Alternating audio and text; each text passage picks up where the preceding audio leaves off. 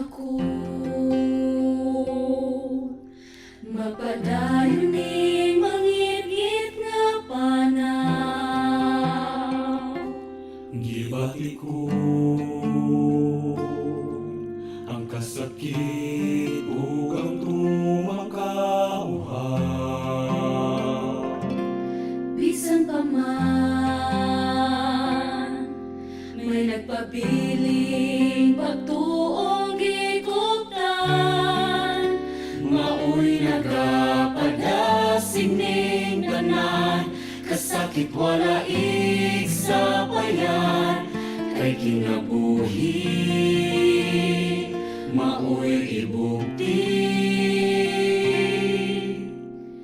Kang Jesus natingog ang pagtuo, dili mo lupad, kay ikaw man ang Diyos na sa panaw ko maoy mo upat, ug ipangandiling kalab ko isali kanimo, maoy paglaom ang kinabuhi nga dayon.